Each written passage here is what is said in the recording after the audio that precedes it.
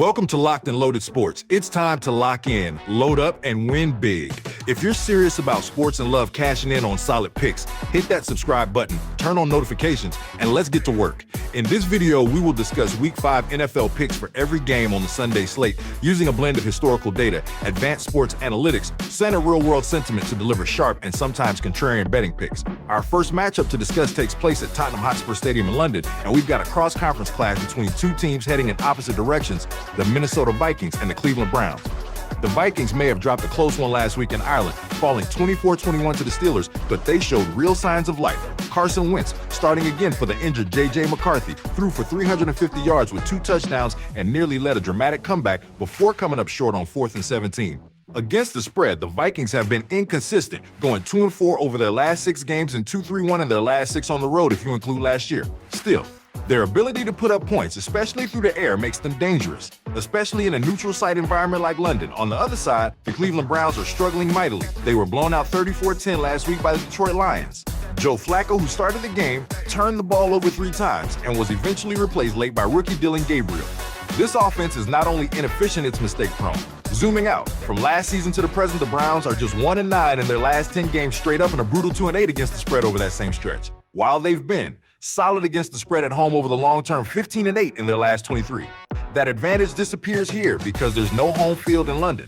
The Browns are a team lacking rhythm, continuity, and confidence, especially at the quarterback position, and those flaws are magnified when you add international travel to the equation.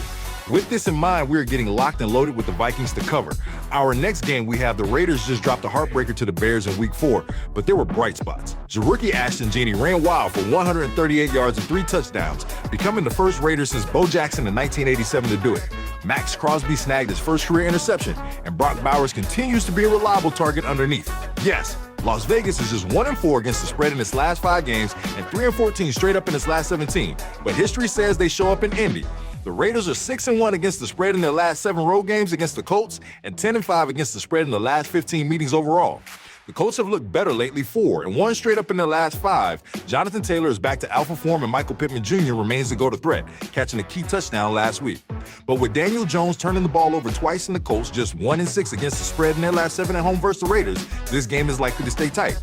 We are getting locked and loaded with the Raiders to cover. Please don't forget to smash that like button. Our next Week 5 matchup pits the Houston Texans on the road against the Baltimore Ravens, who will host in what could be a heavy test for both teams. In Week 4, Houston posted a dominant 26-0 shutout of the Titans. Rookie running back Woody Marks broke out with 2 touchdowns, and C.J. Stroud connected on a long 37-yard pass to Nico Collins. Defensively, the Texans were stout. Derek Stingley Jr. recorded an interception, and Danielle Hunter added pressure with multiple sacks. Meanwhile, the Ravens fell hard 37-20 to Kansas City in Week 4. Patrick Mahomes threw 4 touchdowns. And Baltimore was beset by injuries. Lamar Jackson exited with a hamstring injury, and key defenders Marlon Humphrey, Roquan Smith, and Nate Wiggins either left or were victim to injuries during the game. On the injury front, Baltimore's defense is significantly thin.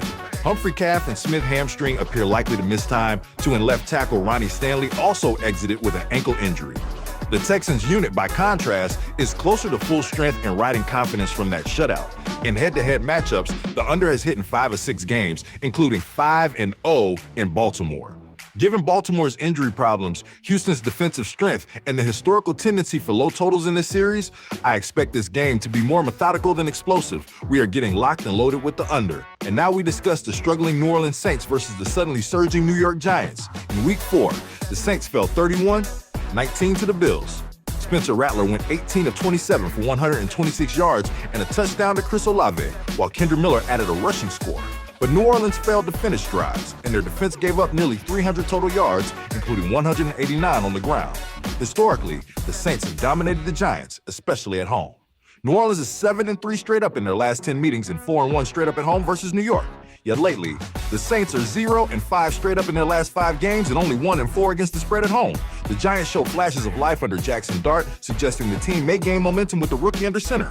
But losing Neighbors is a major blow. One of their most explosive weapons is now out. And the Giants, by contrast, look have been brutal overall, 2-14 straight up in their last 16 games and just 1-6 against the spread in their last 7 road games. When facing the Saints in New Orleans, they are 1-4 straight up and 1. 3-1 against the spread. Given the Saints' poor recent record but strong history versus New York, plus their home advantage, New Orleans could squeak out a win, but it likely will be close. The public will be hyped up to bet the Giants since they are fresh off a victory over the stout Chargers, but we are taking a more historical approach and rolling with the books. It won't be easy for some, but we are getting locked and loaded with the Saints to cover as underdogs at home. Our next Week 5 matchup pits the Dallas Cowboys on the road against the New York Jets, and the storylines couldn't be richer. The Cowboys are riding the momentum from an explosive Week 4 where they tied Green Bay 40-40 in overtime.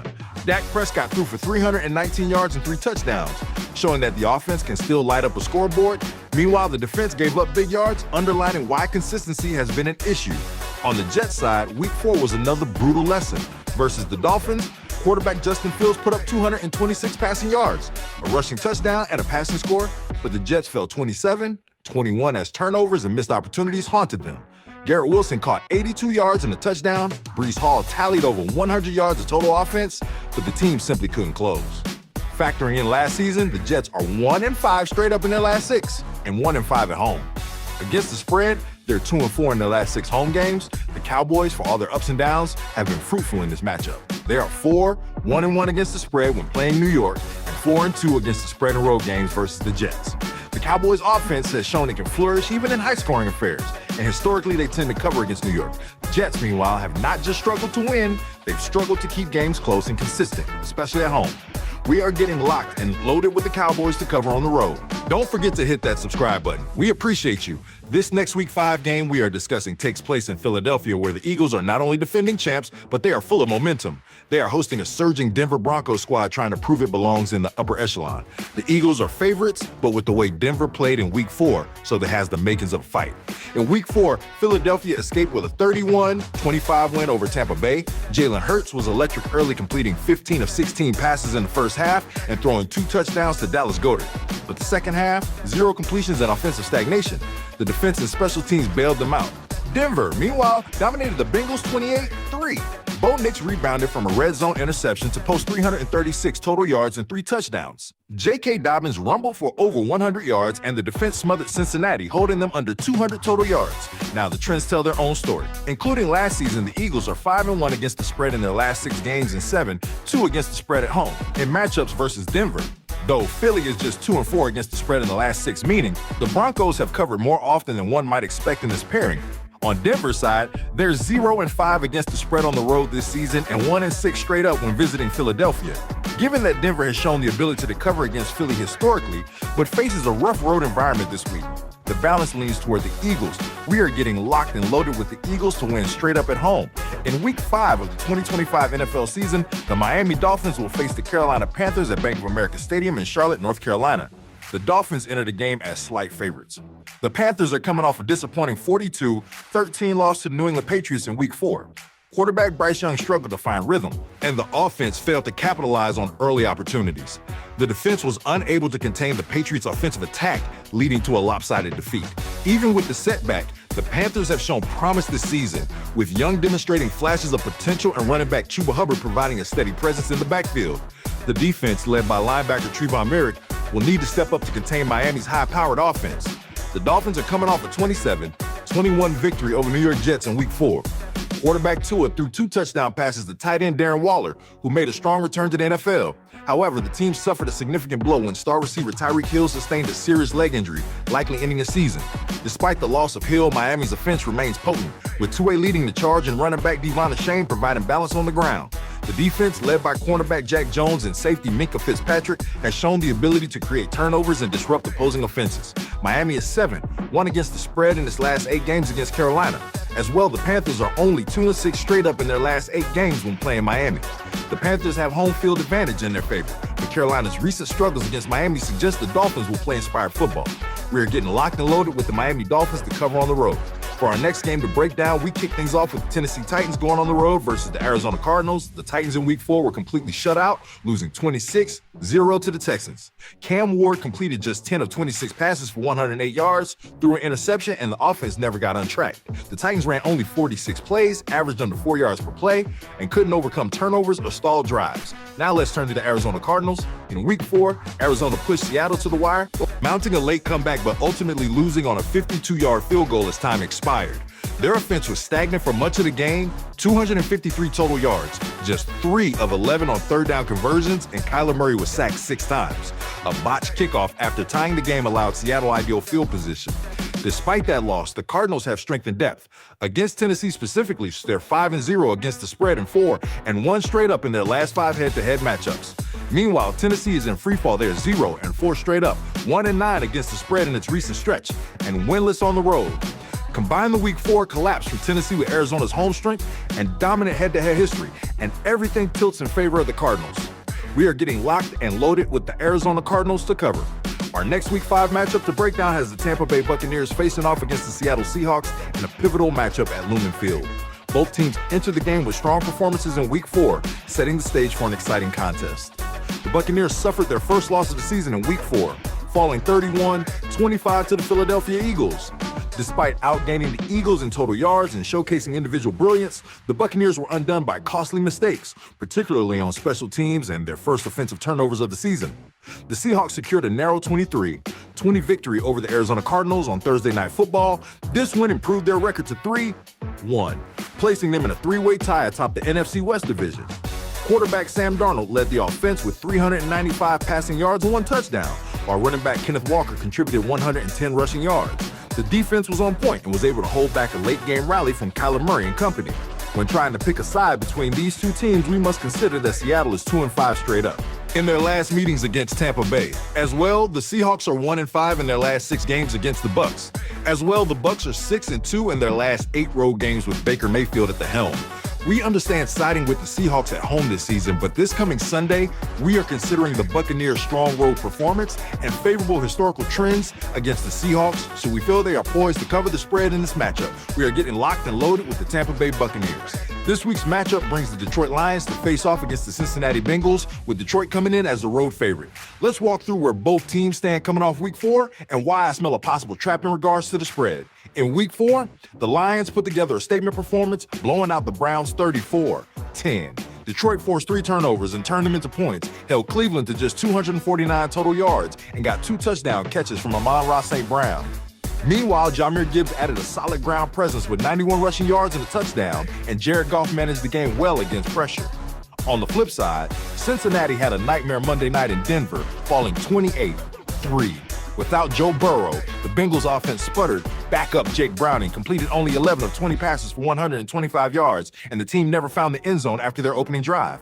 Penalties, 11 flags, and mental errors repeatedly derailed any rhythm.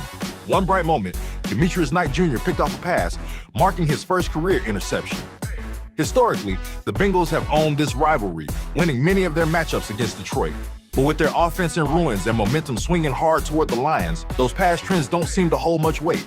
Given Detroit's control over all 3 phases, Cincinnati's collapse without Burrow, and the risk of sloppy turnover-heavy football, this looks like a game where points will be harder to come by than bettors expect. We are locked and loaded with the under in the Lions to win straight up. Drop a comment with your favorite picks of the week. Our next game to break down has the Washington Commanders on the road against the Los Angeles Chargers at SoFi Stadium.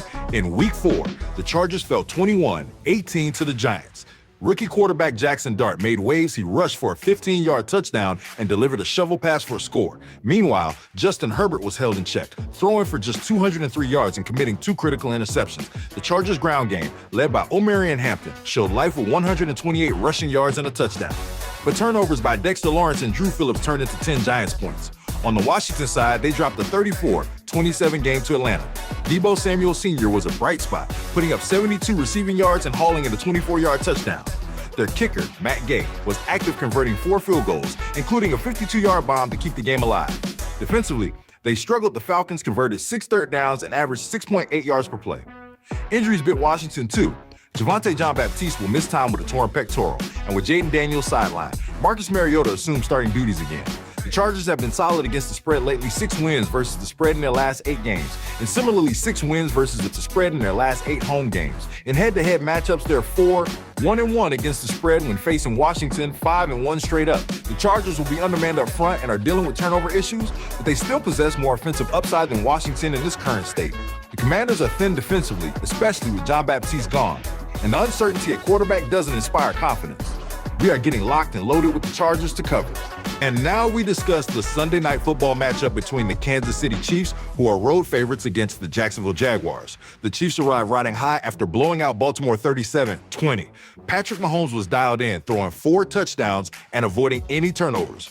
Wideout Xavier Worthy returned with a bang, amassing 121 yards on just 7 touches. On defense, Kansas City forced 2 takeaways and logged 3 sacks, while Baltimore was already reeling from injuries to Lamar Jackson and several defensive standouts. Meanwhile, the Jaguars grinded out a gritty 26-21 win in San Francisco. Their defense stepped up in a major way, forcing 4 turnovers, including 2 by Devin Lloyd, which translated into 10 points. The Jaguars also ran the ball well, 151 rushing yards total, 124 by Travis Etienne, and got a spark on special teams with Parker Washington's 87-yard punt return touchdown. But they were sloppy too, with 12 penalties and some injury concerns creeping in. From a historical and betting perspective, Kansas City has struggled to cover recently, going 6-12 against the spread in its last 18 games, though they remain dominant straight up 25 in the past 25. On the road, they are 3-6 versus the spread over their last 9. But when they face Jacksonville, the Chiefs have the edge 4-1 against the spread in their last 5 meetings, and perfect straight up. Jacksonville has done well at home against the spread 6-1 and 1 in recent games, but versus Kansas City specifically, they've been gashed 1-4 against the spread, 0-5 straight up in the last 5. Given Kansas City's firepower, their track record versus Jacksonville, and the Jaguars' tendency to bunt in big spots, I see the Chiefs keeping things under control. We would buy a point to keep the spread under a field goal and get locked and loaded with the Chiefs to cover on the road. That wraps up another breakdown here on Locked and Loaded Sports. If you enjoyed the content, make sure to hit that like button, subscribe, leave a comment, and turn on notifications so you never miss out on the latest sports analysis and betting insights. More picks, more locks, and more action is coming your way. That's all for now. Stay sharp, stay ready, and get locked and loaded.